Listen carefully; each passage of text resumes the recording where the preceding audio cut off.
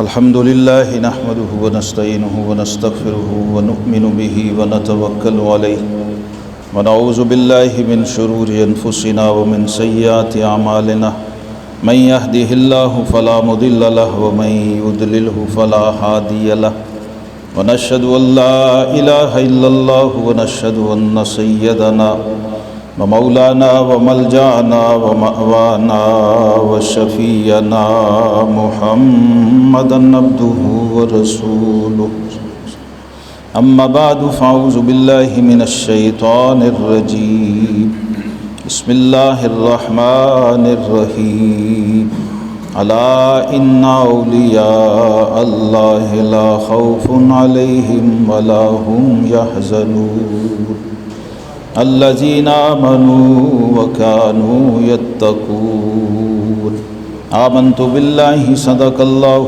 مولانا العظيم وصدق رسوله النبي الكريم الأمين إن الله وملائكته يصلون على النبي يا أيها الذين آمنوا صلوا عليه وسلموا تسليما اللهم صل على محمد وعلى آل سيدنا محمد وأصحاب سيدنا محمد وبارك وسلم عليه اللهم صل على سيدنا محمد وعلى آل سيدنا محمد وأصحاب سيدنا محمد وبارك وسلم عليه الصلاة والسلام عليك يا سيدي يا رسول الله وعلى آلك وأصحابك يا حبيب الله مولاي صل وسلم دائما ابدا على حبیبک خیر الخلق کلہم یک زمانہ صحبت با اولیاء بہتر صد سال طاعت بے ریا ہر کے خواہد ہم نشینی با خدا او نشینت در حضور اولیاء۔ گرامی قدر حاضرین، ماہ سفر المظفر ہے اور اس میں بہت سارے اکابر اولیاء کرام کا عرس عالم اسلام میں انعقاد پذیر ہوتا ہے، اور وہ ہستی، وہ ذات پاک جس کو رب کائنات نے بر صغیر پاک و ہند میں اسلام اور توحید کا نور پھیلانے کے لیے بھیجا، اور ہمارا لاہور شہر جن کی نسبت سے داتا کی نگری کہلاتا ہے۔ آج ہم اس ہستی کا ذکر کریں گے جو مظہر علوم خفی و جلی ہیں، جو سند الواصلین ہیں، حجت الکاملین ہیں۔ حضرت سیدنا داتا گنج بخش علی بن عثمان الحجویری الغزنوی فیض عالم رحمۃ اللہ تعالی علیہ۔ آپ کا اسم گرامی علی ہے، داتا صاحب کا نام بولیے علی ہے، اور آپ کے والد صاحب کا نام عثمان ہے۔ یہ وہ علی ہے جو عثمان کے گھر پیدا ہوا، اس لیے۔ اور علی مولا علی شیر خدا فاتح خیبر باب مدینۃ العلم سیدنا علی المرتضیٰ کرم اللہ وجہ الکریم کے بڑے بیٹے حضرت سیدنا امام حسین، حضرت امام حسن مجتبی بن علی المرتضیٰ رضی اللہ تعالی عنہما کی نسل پاک سے ہیں، یعنی حسنی سید ہیں۔ ایک حسینی سید ہوتا ہے، ایک حسنی سید۔ حضور غوث اعظم شیخ عبد القادر جیلانی حسنی سید ہیں، خود کہتے ہیں انا الحسنی والمخدع مقامی وَأَقْدَامِي عَلَىٰ عُنُقِ الرِّجَالِ، یعنی والد صاحب کی طرف سے ان کا نسب سیدنا، چونکہ نسب باپ سے ہوتا ہے اس لیے اس ویسے تو حسنی حسینی ہے، والدہ کی طرف سے حسینی ہے، تو حضور داتا گنج بخش علی حجویری رحمۃ اللہ تعالی علیہ یہ خانوادہ رسالت کے چشم و چراغ ہیں، جن کی شان میں امام اہل سنت کہتے ہیں تیری نسل پاک میں ہے بچہ بچہ نور کا، یہ وہ نسل پاک ہے، تیری نسل پاک میں ہے بچہ بچہ نور کا، تو ہے عین نور تیرا سب گھرانہ نور کا۔ تو اس نور کے گھرانے کے چشم و چراغ جو یہاں پر اپنے جد کریم کے دین کا نور لے کر سرزمین پاک و ہند میں جلوہ گر ہوئے، اور پھر یہاں پر توحید کی روشنی، توحید کے نور سے لوگوں کے سینوں کو روشن فرمایا۔ اس بر صغیر پاک و ہند میں جس ہستی نے توحید کا بیج بویا، سجدے کا بیج بویا، اللہ وحدہ لا شریک کی بندگی لوگوں کو سکھائی، اور یہاں پر جو کفر تھا، شرک تھا، بتوں کی پوجا تھی، جہالت اور بے دینی تھی، سلطان محمود غزنوی رحمۃ اللہ تعالی علیہ ان کا یہ دور حکومت تھا غزنی میں، غزنی ہی آپ کا شہر ہے، افغانستان سے آئے تھے، وہیں پر پڑھا، تعلیم حاصل کی، دین سیکھا، پھر مشائخ سے پڑھا، اور تقریباً 100 ولیوں سے آپ نے پورے عالم اسلام میں خود جا کے فیض حاصل کیا، تب فیض عالم بنتا ہے، تب گنج بخش بنتا، تب مظہر نور خدا بنتا۔ اس لیے خواجہ غریب نواز نے جب خواجہ معین الدین چشتی رحمۃ اللہ تعالی علیہ وہ یہاں آپ کے مزار شریف پہ حاضر ہوئے تو انہوں نے کہا گنج بخش فیض عالم مظہر نور خدا نا کے سارا پیر کامل کاملاں را رہ۔ اور پھر بڑے ولیوں نے اس پہ لکھا، کسی نے کہا کہ رونق لاہور بستی آفتاب پرزیا گنج بخش فیض عالم مظہر نور خدا، کسی نے کہا ہے آبرو ملت بیضا کے پاس باں لاہور تیرے دم سے عروس البلاد ہے، اور کسی نے کہا ہم بھی ہیں، ہم بھی شہزاد داتا کے سائے میں ہیں، ہم بھی شہزاد داتا کے سائے میں ہیں، ہے ہمارا بھی گھر بار لاہور میں۔ داتا کی نگری سے جو نسبت ہے یہ خود بڑی سعادت کی بات ہے۔ شہر لاہور، حضرت امام ربانی مجدد الفسانی رحمۃ اللہ فرماتے ہیں یہ لاہور شہر شہروں کا کتب ہے، لاہور شہر شہروں کا کتب ہے، یعنی شہروں میں بھی کتب ہوتے ہیں، مرکز ولایت و روحانیت ہے بر صغیر پاک و ہند میں یہ شہر، اور اس کی وجہ کیا ہے کہ نسبت فیض عالم اس شہر کو نصیب۔ یہاں پر اس ہستی نے قدم رکھے کہ جس کے در پہ آنے والوں میں غریب نواز اور گنجے شکر ہیں۔ بابا فرید گنج شکر رحمۃ اللہ پاک پتن سے، وہ ابھی بھی کچہری کے پاس ٹبہ بابا فرید ہے، وہ یہاں تک آتے تھے، بس یہاں لوگ جا کہتے ہیں ہم مزار پہ اوپر ہی چڑھ جائیں، ولی را ولی می شناسد، چونکہ وہ آپ کے مقام کو دیکھتے تھے آنکھوں سے تو مرید، اور پھر یہاں جب آتے تھے تو پیروں سے نہیں گھٹنوں کے بل ہو جاتے تھے، تو مرید کہتے حضور آگے کیوں نہیں جاتے؟ فرمایا آگے فرشتے اتنے ہیں، ان کے نوری پر بچھے ہوئے ہیں، تو میں ڈرتا ہوں کہیں میرا پاؤں نہ آ جائے کسی فرشتے ہی پہ، بے ادبی نہ ہو۔ بارگاہ گنج بخش وہ ہے جہاں ہزارہا اولیاء کاملین نے حاضری دی ہے، آج بھی حاضری دیتے ہیں اور قیامت تک حاضری دیتے رہیں گے، کیونکہ ولیوں کا یہ طریق ہے، یاد رکھیں، ولی کے مزار پر جانا ولیوں کی سنت ہے۔ یہ داتا صاحب بزرگوں کے مزار پہ گئے ہیں تو آج خلق خدا ان کے مزار پہ آ رہی ہے، اتنی بڑی ہستی ہو کے ولایت میں، سیادت میں نسبی شجرہ جو آپ کا ہے، یہ حضرت سیدنا امام زید بن حسن مجتبی بن علی المرتضیٰ تک جاتا ہے۔ اہل بیت سے ناواقفیت بعض دفعہ بندے کو گمراہ کر دیتی ہے۔ آل رسول کی سے محبت ہونا اور چیز ہے، آل رسول کی معرفت ہونا یہ اور چیز ہے۔ آل رسول سے جو محبت ہے وہ عیسائی بھی کرتے ہیں، یہودی بھی کرتے تھے، بڑے بڑے لوگ آل رسول سے محبت اس وقت بھی کرتے تھے، آج بھی غیر مسلم بھی کرتے تھے۔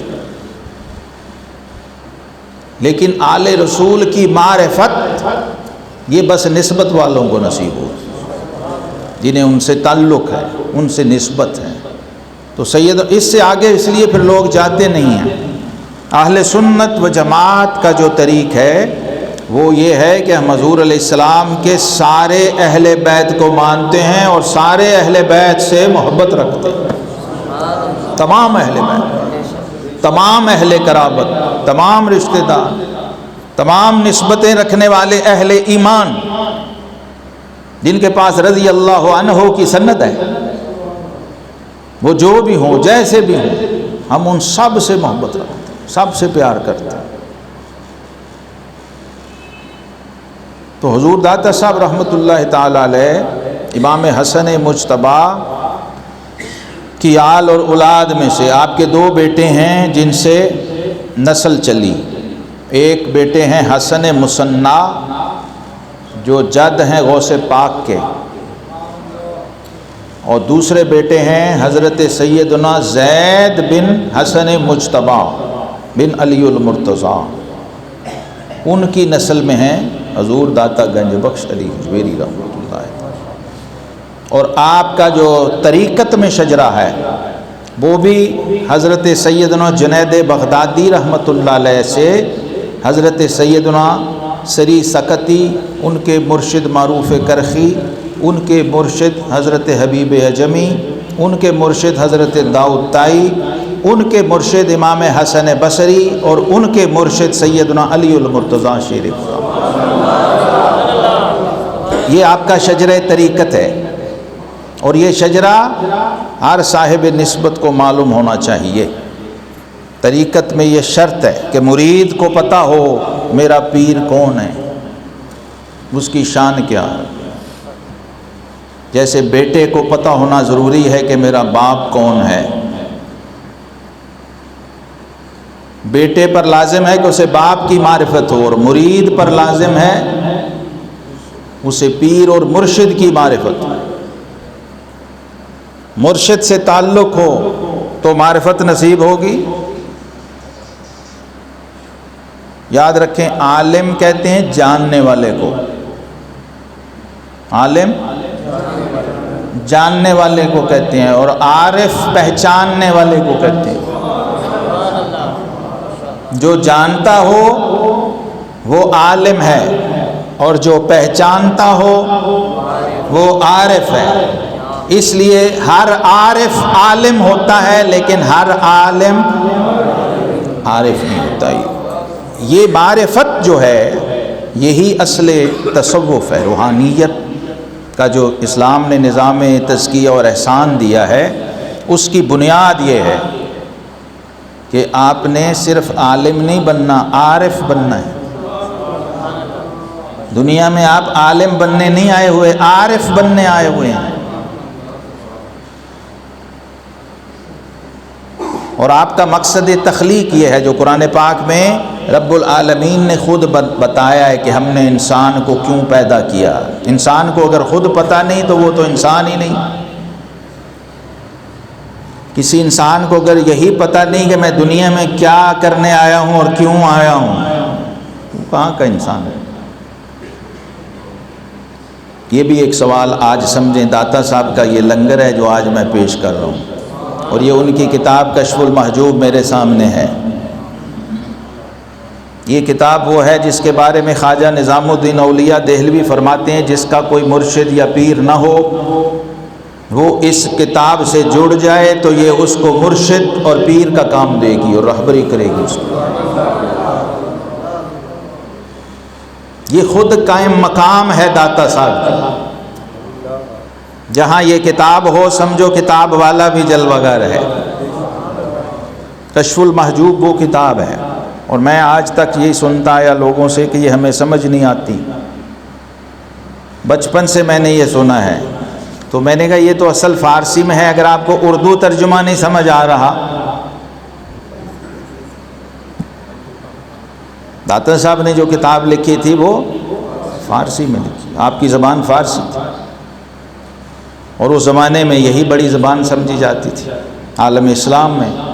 تو ابھی اردو ترجمے موجود ہیں، اگر وہ بھی پڑھ کے آپ کو سمجھ نہیں آ رہے تو اس کا مطلب یہ ہے کہ آپ کو بھی کسی مرشد کی ضرورت ہے، کوئی رہبر اور مرشد چاہیے۔ تو قرآن پاک نے جو مقصد بیان کیا ہے بندے کی تخلیق کا وہ بھی سمجھ لیجئے۔ رب کائنات نے فرمایا وَمَا خَلَقْتُ الْجِنَّ وَالْإِنسَ إِلَّا لِيَعْبُدُونَ، ہم نے جنوں اور انسانوں کو نہیں پیدا کیا مگر اپنی بندگی کے لیے، لیعبدون، جنوں کو بھی اور انسانوں کو بھی اپنی عبادت اور بندگی کے لیے پیدا کیا۔ اور سیدنا عبداللہ بن عباس رضی اللہ عنہما اس آیت کی تفسیر میں فرماتے ہیں لیعبدون کا مطلب ہے لیعرفون، تاکہ یہ بندے ہماری معرفت حاصل کریں، ہمیں پہچانیں، یعنی جس رب نے تمہیں پیدا کیا ہے اس کو پہچانو۔ اس لیے صوفیاء کرام نے کہا من عرف نفسہ فقد عرف ربہ، جس شخص نے اپنے آپ کو پہچان لیا اس نے اپنے رب کو پہچان لیا۔ اور اس کو اور آسان کر کے سلطان باہو نے فرمایا اے تن رب سچے دا حجرا۔ سمجھ آ رہا ہے؟ میں اور نیچے آ گیا ہوں۔ وہ کہتے ہیں اے تن رب سچے دا حجرا وچ پا فقیرہ چاہتی ہوں،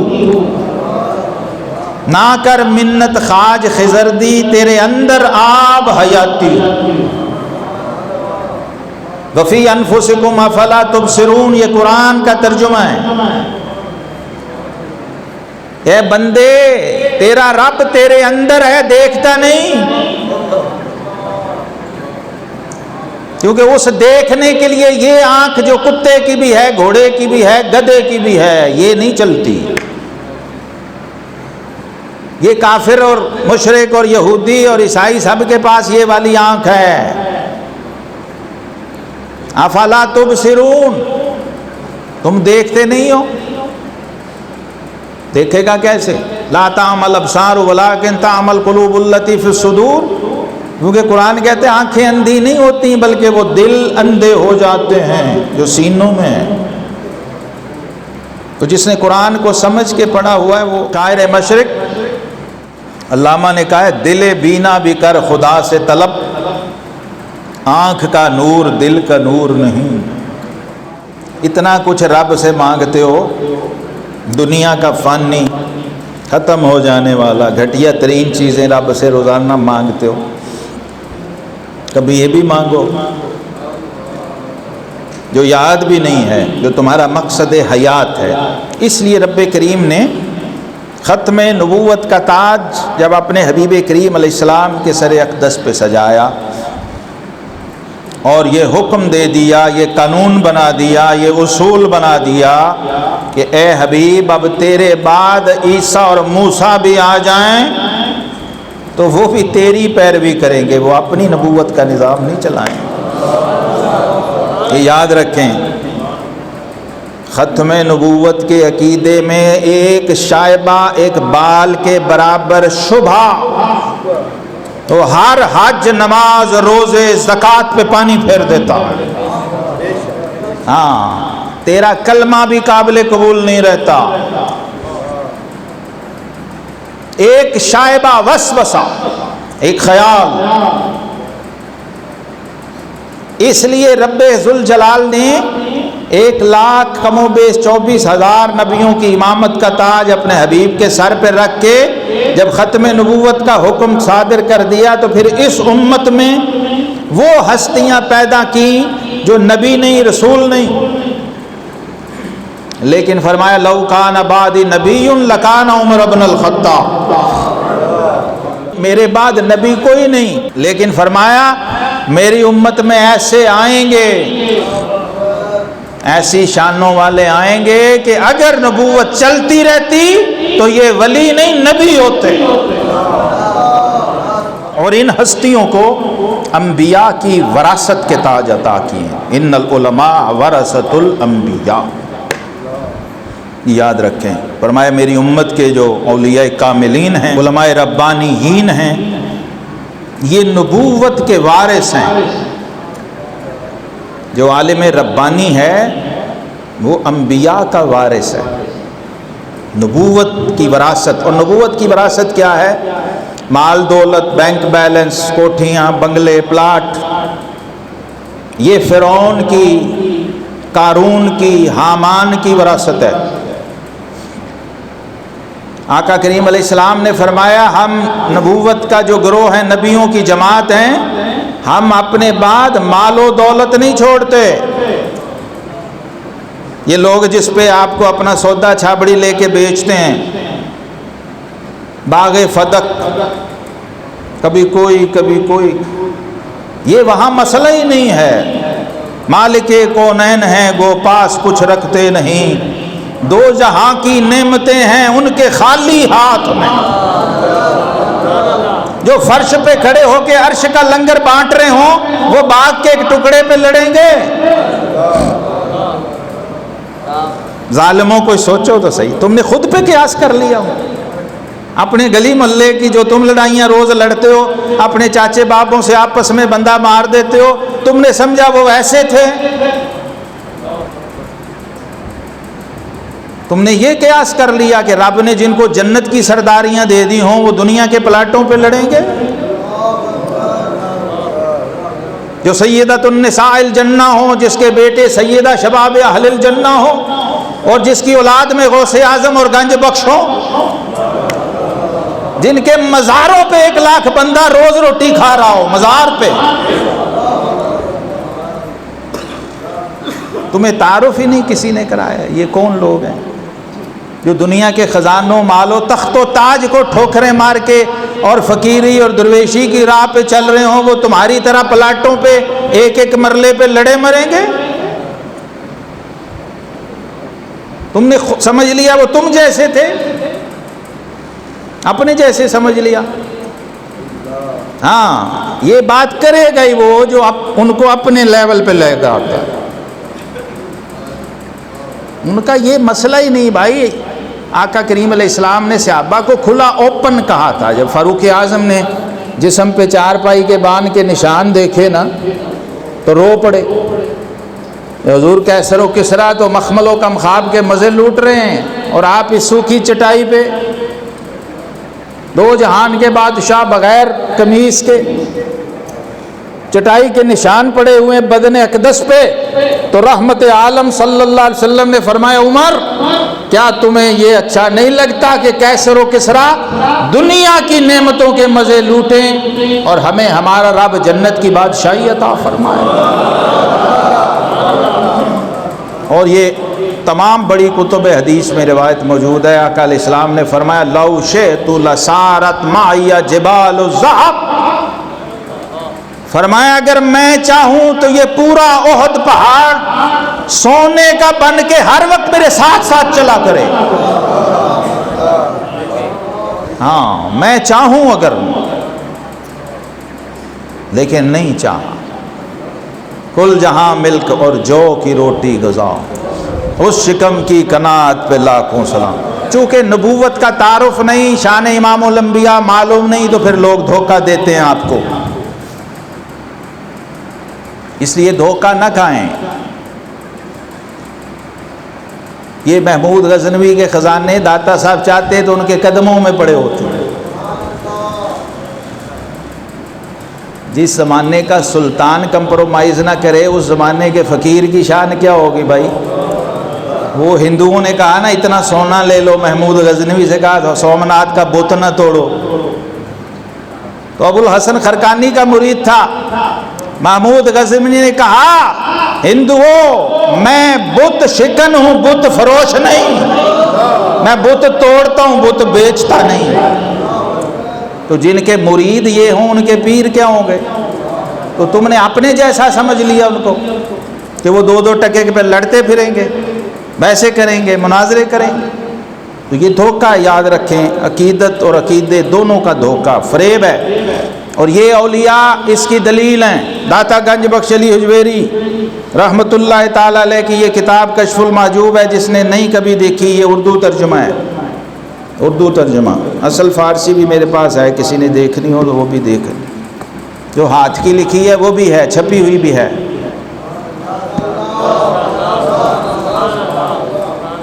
ہاں، یہ جو ہستیاں ہیں ان کی معرفت حاصل کریں، آپ کو آج بھی پتہ لگے گا فیض عالم کہتے کسے۔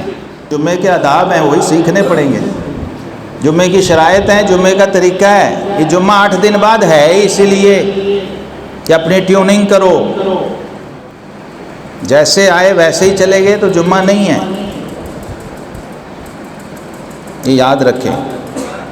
مسلمان کا ایک دن دوسرے دن جیسا نہیں ہے تو 8 دن ہے، پورا ہفتہ ہے۔ من استوى یومہ فہو مغبون، جس کے دونوں دن ایک جیسے گزر گئے فرمایا وہ گھاٹے میں ہے، خسارے میں۔ آج کو کل گزرے ہوئے سے بہتر بناؤ۔ یہ تو پورا ہفتہ ہے، ایک پورا پیکج اللہ نے اس امت کو جمعے کی شکل میں دیا ہے، اس کا فائدہ اٹھایا کریں، سیکھا کریں، تربیت حاصل کیا۔ پھر کہتے ہیں جی علماء بتاتے نہیں، مولوی صاحب بتاتے نہیں۔ جب مولوی صاحب بتاتے ہیں تو تم سنتے ہی نہیں، سمجھتے ہی نہیں، ہماری توجہ ہی نہیں، دھیان ہی نہیں۔ یہ پورا ہفتہ ضائع ہو جاتا ہے اس ایک حرکت سے۔ یہ جو بھی دیکھی آپ نے، پچھلے جمعے بھی دیکھی تھی نا، اور میں بچپن سے دیکھ رہا ہوں یہ، اور یہاں سے کوئی نہیں بولتا، وہی بولے گا جس کا گنبد خضرا سے کوئی لنک ہے، بس۔ دوسرے کو کیا ہے، تو جہنم میں جا یا جنت میں جا۔ جو یہ مسند ہے، یہ سیٹ ہے، اس پر پکڑا جانا ہے گریبان۔ یہ تم نے بتایا تھا کہ نہیں، کلکم رائن و کلکم مسئول عن رعیتہ۔ اور یہی داتا صاحب نے جو پہلا باب باندھا ہے کشف المحجوب کا، پہلی آیت ہی اوپر یہ لکھی ہے، انما یخشی اللہ من عبادہ العلماء۔ وہ کہتے ہیں کوئی صوفی، پیر، ولی، بزرگ، درویش ہو ہی نہیں سکتا جب تک علم کا خزانہ اس کے سینے میں نہ ہو۔ لم یتخذ اللہ ولیا جاہلا، یہ صوفیوں کے اس نصاب میں 1000 سال پہلے لکھی ہوئی کتاب میں داتا صاحب نے لکھا ہے، جس کو نظام الدین اولیاء کہتے ہیں۔ یہ ولیوں کی مرشد ہے یہ کتاب، اور ٹیکسٹ بک ہے صوفیوں کی۔ پہلی کتاب جو فارسی میں لکھی گئی تصوف پر، کہتے ہیں اللہ کبھی کسی جاہل کو اپنا ولی بناتا ہی نہیں ہے، جتنا الٹا مرضی لٹکا رہے۔ علم و بات جے کرے فقیری، کافر مرے دیوانہ ہو۔ اور یہ تو پھر علم کے بھی مدارج بتاتے ہیں، علم من اللہ ہے، علم باللہ ہے، علم مع اللہ ہے۔ یہ تو پھر اس کے مدارج بتاتے ہیں، علم کو بھی کھولتے ہیں، عین کیا ہے، لام کیا ہے، میم کیا ہے، اس کی حقیقت بھی کھولتے ہیں۔ پھر عمل، پھر اخلاص۔ یہ 3 لفظ کسی کو یاد رہ جائیں تو میں دہرا دیتا ہوں، یہ کل ٹوٹل دین ہے 3 لفظوں میں، علم، عمل، اخلاص۔ چونکہ اتنا وقت نہیں، لنگر گنج بخش کا ہے، فیض عالم کا ہے، وہ بڑا وسیع ہے۔ یہ قیامت تک اولیاء پڑھیں گے، اولیاء چلے جائیں گے، یہ خزانہ ختم نہیں ہوگا، یہ اتنا بڑا خزانہ ہے۔ کئی کتابیں داتا صاحب نے لکھی ہیں، لیکن ایک بچی جو موجود ہے، آپ کی کتاب دستیاب ہے، ایک ہے کشف المحجوب۔ اس کا مطلب یہ ہے جو سارے حجاب اور پردے چاک کر دے، سارے حجاب اٹھا دے۔ پہلی آیت ہی اوپر آپ یہ لائیں، اور پہلا باب ہے اثبات علم، علم کا ثبوت۔ کوئی اگر یہ کہے کہ علم کے بغیر بھی منزل مل جاتی ہے تو ان خیال است و محال است و جنوں. پہلی وحی جو رب نے اپنے حبیب پہ اتاری وہ کیا تھی؟ اقرا باسم ربک الذی خلق خلق الانسان من علق اقرا وربک الاکرم الذی علم بالقلم. یہ قلم سے داتا صاحب نے لکھا. پیر بھائی نے سوال کیا، داتا صاحب نے پوری کتاب لکھ دی. انہیں کہا تصوف کیا ہوتا ہے، صوفی کیا ہوتا ہے، درویش کون ہے، اللہ کی معرفت کا رستہ کیا ہے؟ داتا صاحب نے پوری کتاب کشف الموجود، اور یہ اسی لاہور شہر میں لکھی ہے، بغیر کسی لائبریری، بغیر کتب خانے، بغیر کسی ریفرنس بک کے، درویشی اور سفر میں لکھی ہے. تو حضور داتا صاحب رحمۃ اللہ تعالی علیہ نے اس کتاب میں جو پہلا باب ہے وہ علم کا باب باندھا ہے، اور اس کے اندر بڑی اور تفصیل ہے، اس پہ اب گفتگو کا وقت نہیں، میں 2-3 اشارے آخر میں آپ کو عرض کر دیتا ہوں. آپ فرماتے ہیں رب کائنات نے قرآن میں عالم کسے کہا ہے؟ ایک تو یہ بات سمجھیں، انما یخشی اللہ من عبادہ العلماء. فرمایا عالم قرآن میں اللہ کی نظر میں وہ ہے جو اللہ سے جتنا ڈرے اتنا بڑا عالم ہے، اور اللہ سے ڈرے گا ہی وہ جو عالم ہوگا. ہر مفسر نے اس آیت کے تحت لکھا ہے لیس بعالم من لم یخش اللہ، جس میں اللہ کی خشیت اور خوف نہیں ہے وہ عالم نہیں ہے. جتنے رٹے مرضی لگا لے، جتنی عبارتیں مرضی یاد کر لے، جتنے مسئلے مرضی یاد کر لے، اور جتنے یوٹیوب پہ رولا مرضی ڈال لے، وہ اللہ رسول کی نظر میں عالم نہیں، جس میں خوف خدا نہیں ہے، خشیت الہی نہیں ہے، وہ انبیاء کا وارث نہیں ہو سکتا. اس لیے آپ فرماتے ہیں کہ آقا کریم علیہ السلام نے فرمایا طلب العلم فریضۃ علی کل مسلم، علم حاصل کرنا ہر مسلمان پر فرض ہے، ہر صاحب ایمان پر فرض ہے. علم ظاہر بھی، علم باطن بھی، علم احکام بھی، علم اسرار بھی، علم شریعت بھی، علم طریقت بھی. اور ہمارے آئمہ نے کہا، امام مالک رحمۃ اللہ نے فرمایا من تفقہ ولم یتصوف، جس نے فقہ پڑھی، علم ظاہر درس نظامی پورا کر لیا، لیکن روحانیت اور طریقت اور تصوف اور تزکیہ اور سلوک و احسان نہ سیکھا، وہ فاسق ہے. ومن تصوف ولم یتفقہ، جس نے تصوف، طریقت، ذکر، فکر سب سیکھ لیا لیکن شریعت کے احکام کا علم ظاہر حاصل نہ کیا، فقد تزندق، وہ زندگی کو گمراہ ہو گیا. ومن جمع بینہما فقد تحقق، جس نے دونوں کو پا لیا اس نے حق کو پا لیا، اس نے حقیقت کو پا لیا.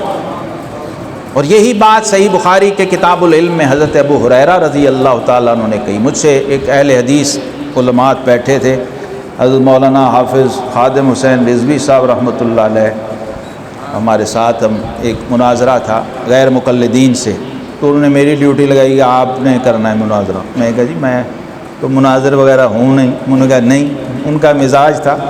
تو خیر وہ ہم نے گفتگو کی تو اس میں انہوں نے کہا جی علم باطن کیا ہوتا ہے؟ یہ آپ نے خود ہی گاڑ لیے ہیں سارے علم، سیدھا سیدھا قرآن ہے، حدیث ہے. تو وہ سفید داڑھیوں والے سعودی عرب سے پڑھے ہوئے لوگ، تو میں نے کہا مولوی صاحب یہ میں 20 سال پرانی، 15 سال پرانی بات کر رہا ہوں. وہ اتنے سفید داڑھی والے آدمی، میری عمر میرے خیال اس وقت 30 سال بھی نہیں تھی. تو میں نے کہا کہ آپ یہ کیا کہہ رہے ہیں؟ کہتے جی کچھ سیدھا سیدھا. میں نے صحیح بخاری شریف نکال کے ان کے آگے رکھی، میں کہ آج آپ ہی پڑھ کے سناؤ ہمیں. حدیث کی سب سے بڑی کتاب اور مستند اور صحیح ترین کتاب جس کا آپ ہمیشہ پڑھا پڑھتے ہیں، بخاری بخاری بخاری میں دکھاؤں. میں کہ آج یہ حدیث آپ پڑھ کے ہمیں سناؤ. ابو ہریرہ کہہ رہے ہیں حفظت من رسول اللہ صلی اللہ علیہ وسلم وعین من العلم، میں نے رسول اللہ صلی اللہ علیہ وسلم سے علم کے 2 برتن لیے ہیں.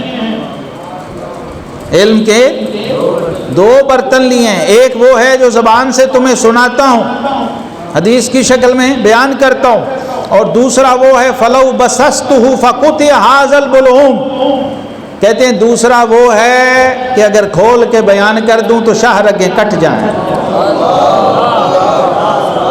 جسے بلے شاہ نے کہا ہے یا رسول اللہ یا صدیق، جسے بلے شاہ نے کہا ہے سچ آکھا تے پامبڑ مچدا ہے۔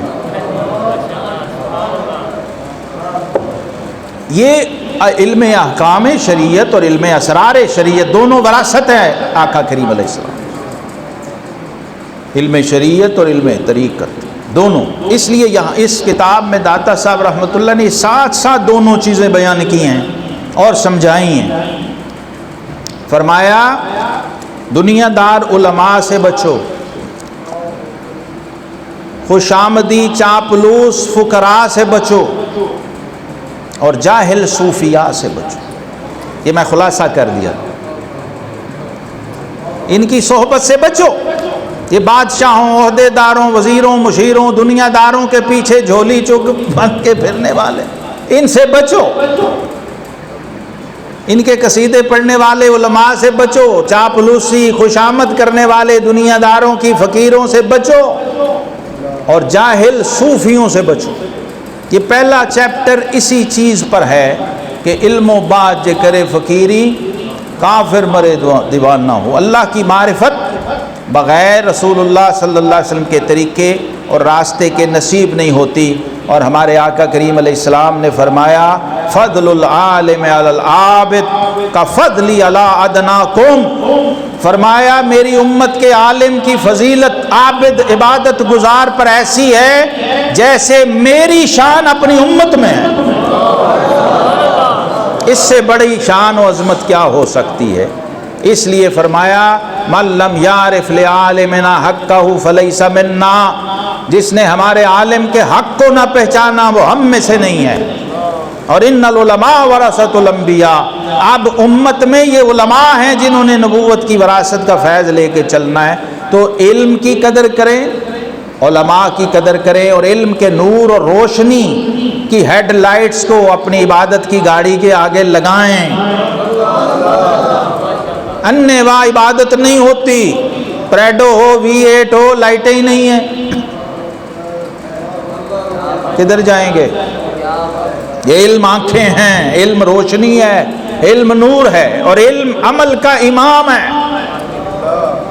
اس لیے فرمایا کہ جو شخص بغیر علم کے عبادت کر رہا، التعبد بلا فقہ کالحمار فی الطاحونہ، بغیر علم کے عبادت ایسی ہے جیسے خراس کا گدھا ہے۔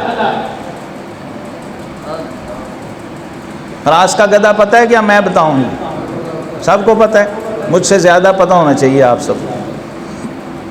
کولو کا بیل، ہم نے کولو کا بیل بچپن میں نے دیکھا ہوا ہے، وہ کھوپے چڑھا دیتے ہیں، وہ سارا دن ادھر ہی گھومتا ہے بیل، اور سمجھتا ہے کہ میں سفر کر رہا ہوں، مسافت کر رہا ہوں، لیکن رات کو شام کو وہیں کھڑا ہے جہاں سے چلا تھا۔ اس لیے یہ مثال دی ہے کہ بغیر علم کے عبادت ایسے ہے جیسے خراس کا گدھا ہے، گھومی جا رہا ہے، حاصل کوئی نہیں، نتیجہ کوئی نہیں۔ اس لیے تھوڑا عمل جو علم کے ساتھ ہو اس بہت عمل سے بہتر ہے جو بغیر علم کے ہو رہا۔ ایک دین کا آپ مسئلہ سیکھ لیں، پوری رات جاگ کر عبادت کرنے سے بہتر ہے۔ تو اللہ تعالی ہمیں علم کے نور کی روشنی عطا فرمائے۔ وآخر دعوانا الحمدللہ۔